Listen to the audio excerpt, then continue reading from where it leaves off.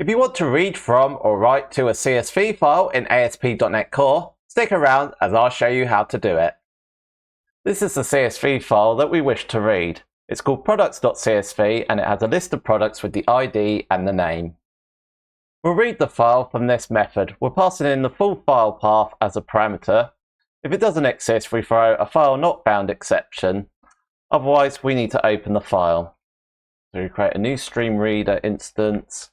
For that, we pass in the full file path and then some file stream options for it. So for the access, we specify file access.read, and for the mode, we specify file mode.open. To help us read the CSV file, we need to install a NuGet package. We go into Tools, NuGet Package Manager, and Manage Packages for Solution. We do a search for CSV Helper, select the package, and we're going to install it in the application project because that's where we're going to be reading the CSV file. Back in our file where we're reading the CSV file, we create a new instance of the CSV reader, and we pass in the stream reader instance as the first parameter. We also need to set up a CSV configuration for it. So we create a new instance of the CSV configuration, and we just need to pass in the culture info of invalid culture. And then we can get the records from the CSV file and convert it into a list. We're going to create a new variable of records with a list of type T. So T is the type that we're passing in as part of the method. And then we're going to go through each record by calling CSV reader.getRecords async and then passing in the type of T, which is what we're passing in as part of the method.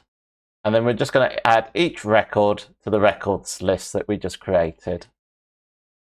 And then we can return the records as part of the response. We've created this read product CSV DTO record, which has an ID and a name. This represents the ID and the name from products.csv.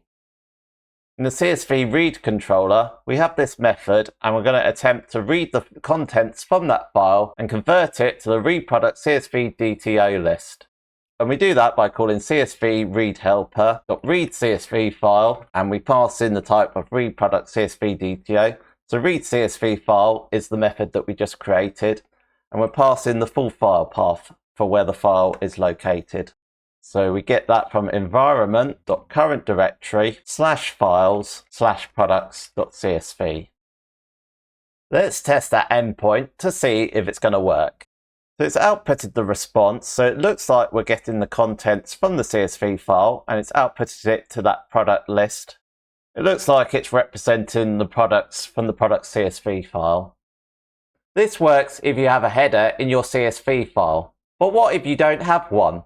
Before we have a look at that, just a reminder that when you subscribe, you'll be notified for any new .NET videos that are released on this channel. This product's no header CSV file doesn't have a header in it. So within the read CSV method, we need to make some changes. The first thing we need to do is we need to add an extra parameter. So we'll call it has header record, and by default, we'll set it to true. If we go a bit further down, when we create the new CSV reader instance, we create a new instance of the CSV configuration. Within that, there's a has header record property. We need to set that to the parameter that we're passing in. We set up a new Web API endpoint in CSV read controller to read that file. We'll copy and paste what we did earlier, and we'll make a few changes to it. We want to read it from the products noHeader.csv, and we want to specify that the parameter has header record is set to false. We're now going to test that endpoint out, and once again, it's successfully reading our CSV file.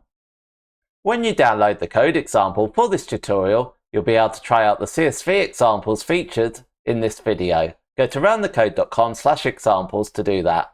There's also a link for it in the YouTube video description. There may be instances where you only want to read certain properties from a CSV file. Here's how you do that. We've created this class and we're specifying the product name.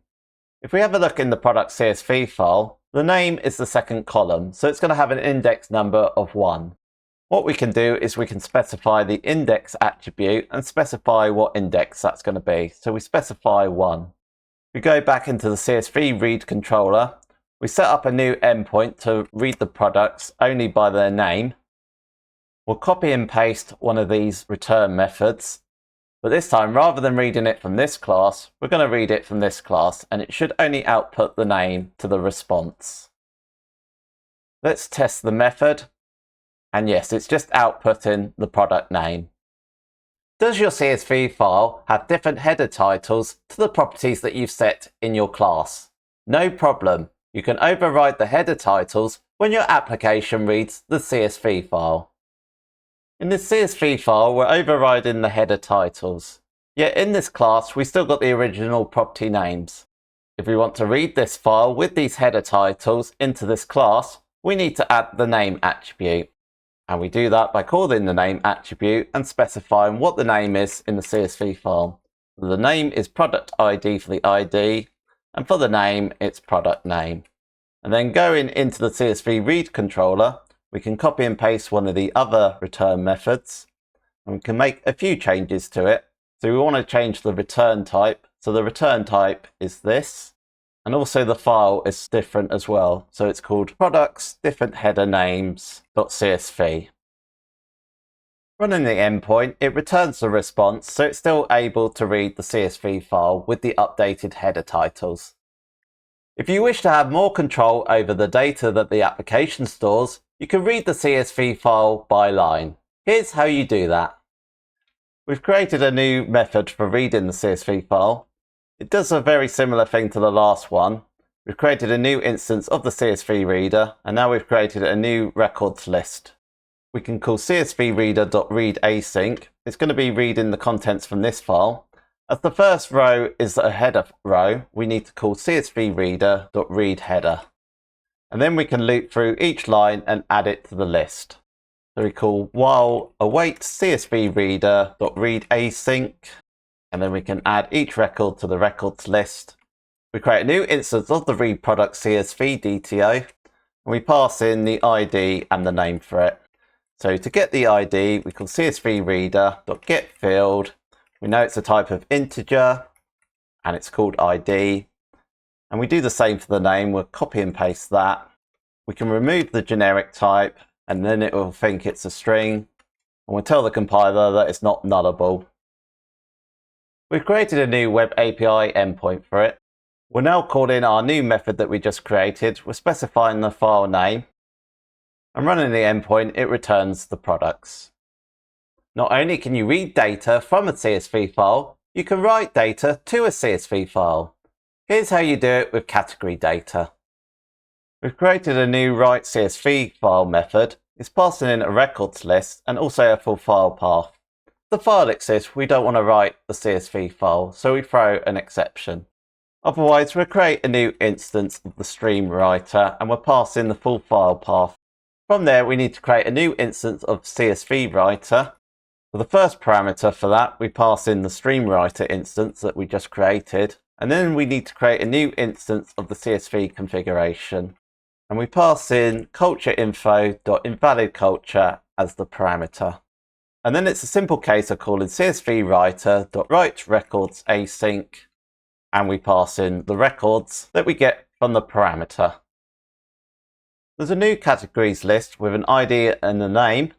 We're then going to call our write CSV file. We'll pass in that list and the location as to where we want to write the CSV file to. Running that endpoint returns a successful response, so it should have written our CSV file. So it's written the CSV file and it's got the contents in there. It's got our categories. So that's how you read from and write to a CSV file. Within this tutorial, we were using controllers, but minimal API endpoints are becoming more popular. If you want to know more about that, watch this video next. To download the code example for this tutorial, go to roundthecode.com/examples. There's also a link for it in the YouTube video description. Leave any comments that you have about CSV files, and I'll see you on the next video.